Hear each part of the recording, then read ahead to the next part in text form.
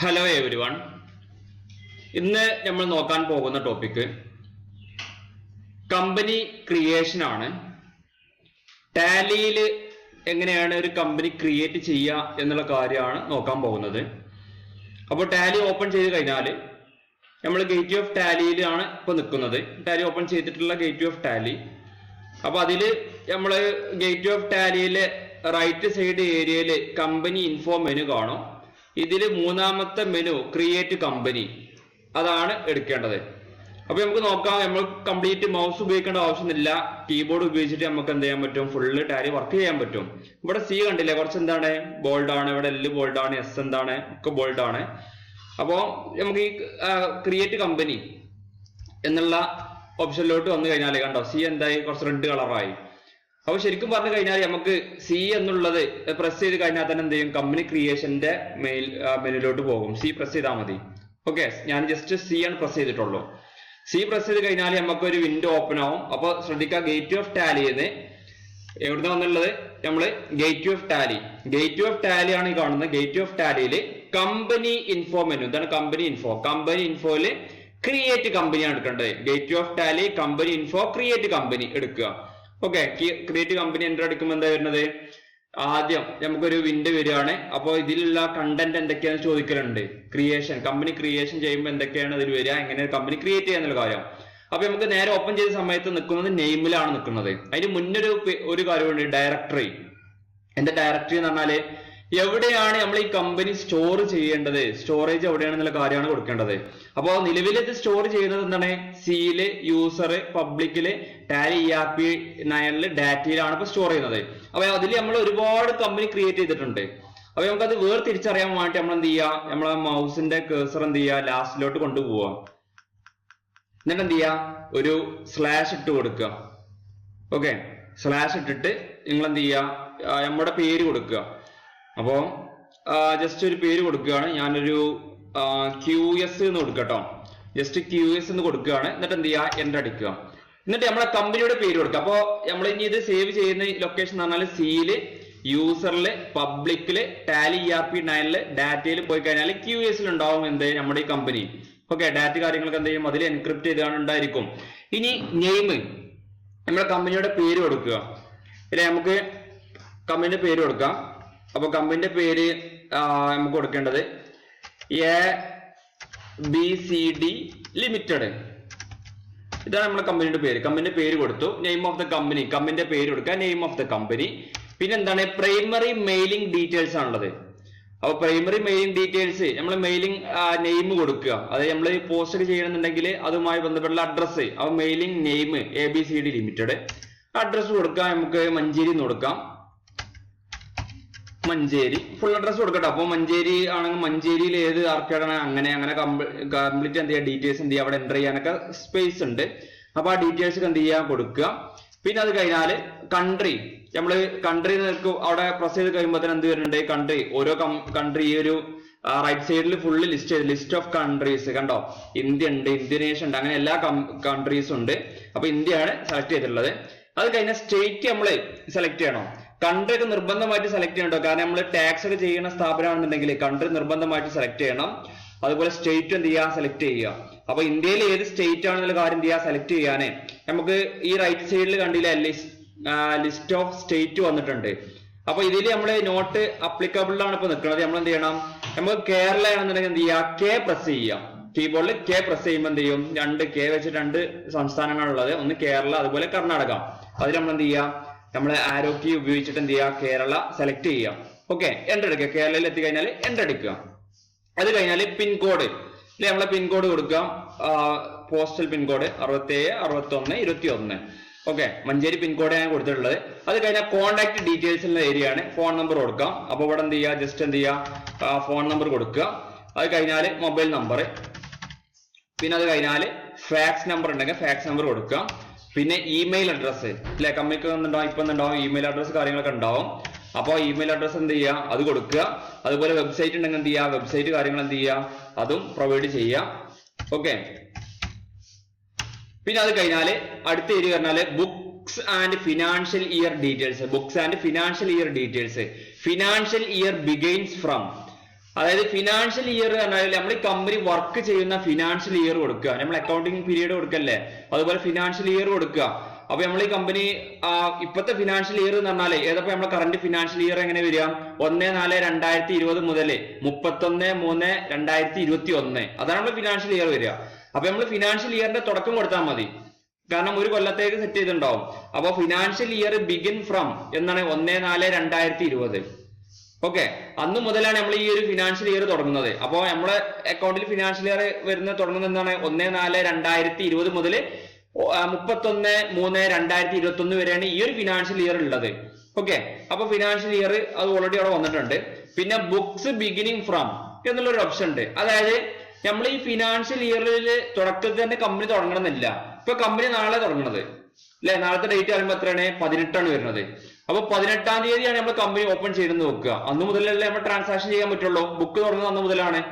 Okay, നമുക്ക് ഇതിൽ 1/4 ഒക്കെ കൊടുക്കാൻ പറ്റും. നമുക്ക് ഇത് എഡ്യൂക്കേഷൻ മോഡ് ആയതുകൊണ്ട് നമുക്ക് കംപ്ലീറ്റ് ഫീച്ചേഴ്സ് അവൈലബിൾ അല്ല. നമുക്ക് എല്ലാ മാസത്തിന്റെ 1-2 തീയതികൾ മാത്രമേ അവൈലബിൾ ഉണ്ടായിരിക്കുള്ളൂ.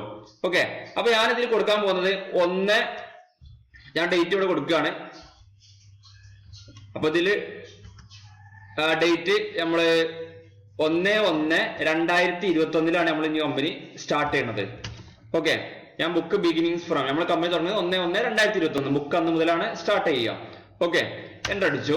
പിന്നെ ടാലി വാൾട്ട് പാസ്വേഡ് അല്ല, ടാലി വാൾട്ട് പാസ്വേഡ് എന്ന് പറഞ്ഞു കഴിഞ്ഞാല് നമ്മൾ ഡാറ്റ എൻക്രിപ്ഷൻ ചെയ്യാനുള്ള ഓപ്ഷൻ ടാലിയിലുണ്ട്. അപ്പൊ അത് സെറ്റ് ചെയ്ത് കഴിഞ്ഞാൽ നമുക്ക് നല്ലതായിരിക്കും. അപ്പൊ ഡാറ്റ എൻക്രിപ്ഷൻ ഓപ്ഷൻ എന്ത് ചെയ്യണം? പാസ്വേഡ് വേണം. ഓക്കെ, നമ്മൾ ഡാറ്റകൾ എന്താണ് ചെയ്യുന്നത്? ഡാറ്റയ്ക്ക് എൻക്രിപ്ഷൻ രൂപത്തിലായിരിക്കണം എന്നുണ്ടെങ്കിൽ നമുക്ക് അതിന് പാസ്വേഡ് സെറ്റ് ചെയ്യാം. അപ്പൊ ഞാനിവിടെ പാസ്വേഡ് എടുക്കുകയാണ് 1 2 3 4 5. അതിന്റെ സ്ട്രോങ് ആണോ എന്നുള്ള കാര്യം ഇവിടെ കാണിക്കുന്നുണ്ട്. ഞാൻ എന്തായാലും 1 2 3 4 5 കൊടുത്തിട്ടുള്ളത്.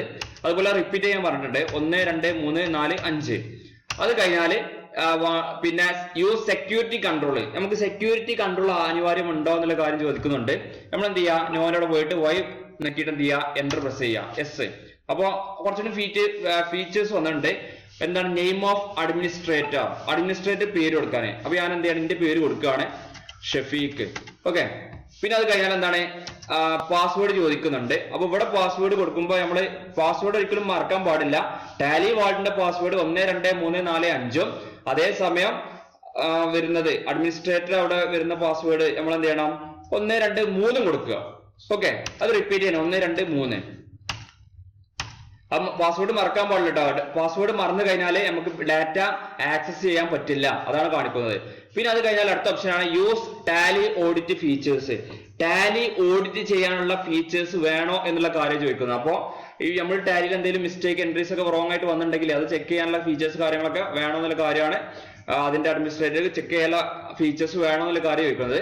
നമുക്ക് എസ് ആക്കി കൊടുക്കാം. പിന്നെ ഈ disallow open in educational mode, education മോഡിൽ ഇത് ഡിസ്അലോ ചെയ്യണോ എന്നുള്ള കാര്യമാണ്. ഓപ്പണിങ് ഡിസ്അലോ ചെയ്യണോ എന്നുള്ള കാര്യം ചോദിക്കുന്നത്. നോ ആണ് കൊടുത്തിട്ടുള്ളത്. നമുക്കിവിടെ ഓപ്പൺ ആയിക്കോട്ടെ. സാധാരണ ഈ ഒരു ഓപ്ഷൻ സാധാരണ ഉണ്ടാവില്ല കേട്ടോ. പെയ്ഡ് ആയിട്ടുള്ള ടാലി ഓഡിറ്റ് ഫീച്ചേഴ്സിൽ ഈ ഒരു ഓപ്ഷൻ ഉണ്ടാവില്ല. Disallow open in education mode features ഉണ്ടാവില്ല. നമുക്ക് ഓപ്പൺ ആയി നിന്നോട്ടെ. ഇനി അത് കഴിഞ്ഞാൽ താഴെ ബേസ് കറൻസി ഇൻഫർമേഷൻ എന്നുള്ള ഏരിയ ആണ് വരും. Base currency information. അതിൽ ബേസ് കറൻസി സിമ്പിൾ അല്ലെ, റുപ്പീന്റെ സിമ്പിൾ ഉണ്ട്. അതുപോലെ അടുത്തതാണ് ഫോർമൽ നെയിം. ആ സിമ്പിളിന്റെ ഫോർമൽ നെയിം എന്താണ്? Indian rupee, INR. എന്നാൽ എന്താണ്? ഇന്ത്യൻ റുപ്പി എന്നുള്ളതാണ്. അടുത്തതാണ് സഫിക്സ് സിമ്പിൾ ടു എമൗണ്ട്. അതായത് നമ്മൾ ഈ എമൗണ്ട് ചെയ്തിരുന്ന സമയത്ത് അതിന്റെ കൂടെ സിമ്പിൾ ഫിക്സ് ചെയ്യണമെന്നുള്ള കാര്യമാണ്. അപ്പൊ സിമ്പിൾ എന്ന് പറയുമ്പോൾ എന്താണ്? ഇതുപോലെ റുപ്പി എന്നൊരു സിമ്പിൾ ഉണ്ടാകും. എന്നിട്ട് എന്താ ഉണ്ടാവും? അതിന്റെ കൂടെ എമൗണ്ട് ആവും. നമുക്ക് എസ് ആണെങ്കിൽ എസ് കൊടുക്കാം, സിമ്പിൾ ഉണ്ടായിക്കോട്ടെ. Okay, add space between amount and symbol.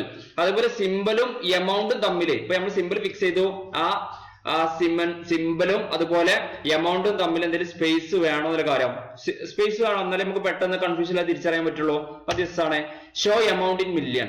അതുപോലെ എമൗണ്ട് മില്യണിൽ കാണിക്കണം എന്നുള്ള കാര്യം അതിന്റെ ആവശ്യമൊന്നുമില്ല. ഇല്ല, പ്യൂർ ആയിട്ടുള്ള ഒറിജിനൽ എമൗണ്ട് കാണിച്ചാൽ മതി. Number of decimal places. അപ്പോ നമ്മള് ചിലപ്പോൾ 50 പൈസ അങ്ങനെയൊക്കെ വരില്ല, പോയിന്റ് ഒക്കെ വരില്ലുണ്ടാവും ചിലപ്പോൾ കാൽക്കുലേഷൻ ചെയ്യുന്ന സമയത്ത്. അപ്പൊ ആ ഡെസിമൽ പ്ലേസ് എത്ര എണ്ണം വേണം, പോയിന്റ് കഴിഞ്ഞിട്ട് എത്ര സ്പേസ് വേണം, എത്ര എണ്ണം വേണം എന്നുള്ള കാര്യമാണ് 2. ഓക്കെ, അത് നമുക്ക് 1 കൊടുക്കാം, 3 കൊടുക്കാൻ പറ്റും. അടുത്താണ് word representing amount after decimal. അപ്പോ നമ്മൾ എമൗണ്ടിന് ശേഷം ഡെസിമൽ പ്ലേസ് പറഞ്ഞല്ലോ, ആ ഡെസിമൽ പ്ലേസ് എന്താണ് റെപ്രസെന്റ് ചെയ്യുന്നത്? എന്താണ്?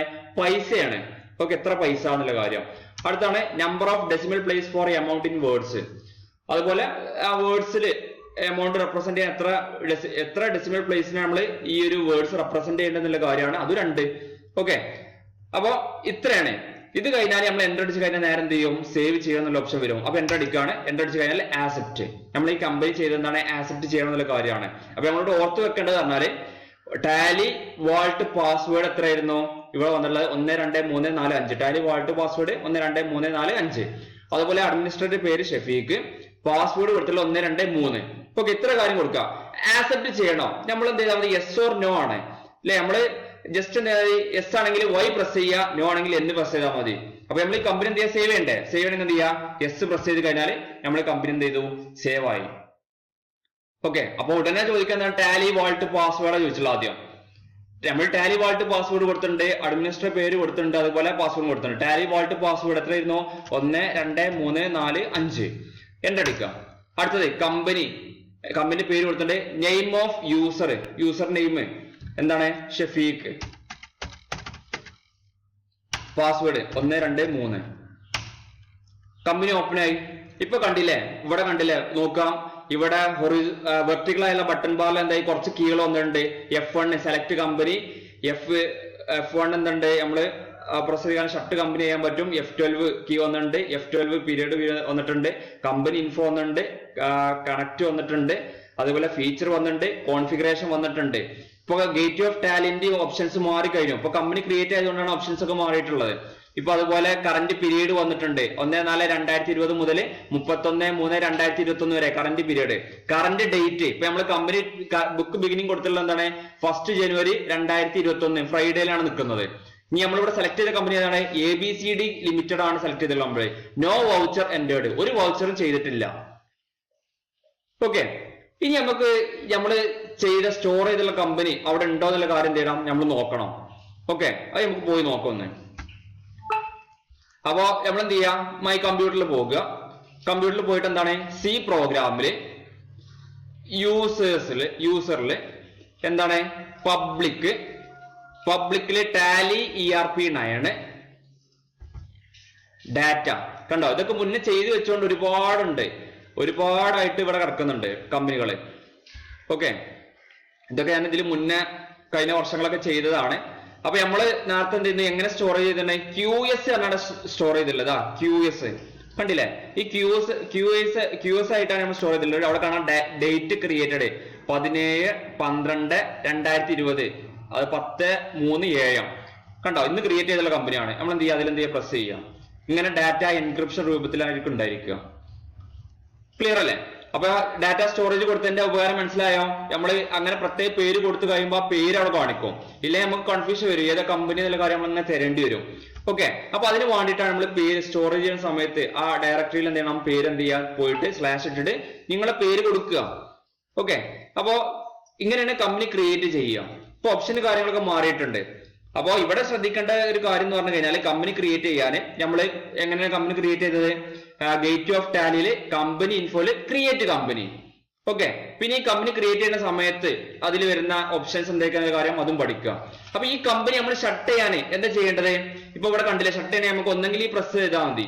അപ്പൊ ഇവിടെ നമുക്ക് എന്താണ് 2 F1 ഒന്നുണ്ട്. ഒരു F1 എന്താണ് ഒരു അണ്ടർലൈൻ ഉള്ളതാണ്. ഒരു അണ്ടർലൈൻ അറിയുമ്പോൾ എന്താണ്, ആൾട്ട് ഉപയോഗിച്ചാണ് F1 പ്രസ് ചെയ്യുക. അപ്പൊ നമുക്ക് ആൾട്ട് F1 പ്രസ് ചെയ്ത് കഴിഞ്ഞാൽ ഇപ്പൊ ഓപ്പൺ ചെയ്യുന്ന കമ്പനി എന്ത് ചെയ്യും, അത് ഷട്ട് ചെയ്ത് പോകും. അപ്പൊ ആൾട്ട് F1 പ്രസ് ചെയ്തു, കമ്പനി പോയി. ഞാൻ ആൾട്ട് F1 പ്രസ് ചെയ്തു. അപ്പൊ ഷട്ട് ചെയ്തു എന്ന് പറഞ്ഞാൽ എന്താണ്, ഈ കമ്പനി എന്തല്ല നമ്മള് ഡിലീറ്റ് ചെയ്ത് പോയതല്ല. ഇതെന്താണ്, താൽക്കാലം എന്ത് ചെയ്ത് നമ്മൾ ഇവിടുന്ന് മാറ്റി നിർത്തിയതാണ്. ഓക്കെ, അപ്പോ നമ്മൾ ജസ്റ്റ് ഒന്നുകൂടി പറയാം, ഗേറ്റ് ഓഫ് ടാലിന്ന് കമ്പനി ഇൻഫോയില് ക്രിയേറ്റ് കമ്പനി. അപ്പൊ ക്രിയേറ്റ് കമ്പനി എടുത്തു കഴിഞ്ഞാൽ ഇതിൽ വരുന്ന കാര്യങ്ങൾ എന്ന് പറഞ്ഞാല് ഡയറക്ടറി, നെയിം, അതുപോലെ primary mailing details, mailing name, mailing address, country, state, pin code, പിന്നെ കോൺടാക്ട് ഡീറ്റെയിൽസ് ആണ്, phone number, mobile number, fax number, email, website. പിന്നെ book and financial year details ആണ്. Financial year begins from, books begin from. അതുപോലെ security control, Tally vault password, അതുപോലെ use security control, administrator name കൊടുക്കണം, അതുപോലെ അവരുടെ പാസ്വേഡും കൊടുക്കണം. ഓക്കെ, പിന്നെ അത് കഴിഞ്ഞാല് ബേസ് കറൻസി ഇൻഫർമേഷൻ ആണ്. കറൻസിയുമായി ബന്ധപ്പെട്ട ഇൻഫർമേഷൻസ്, ബേസ്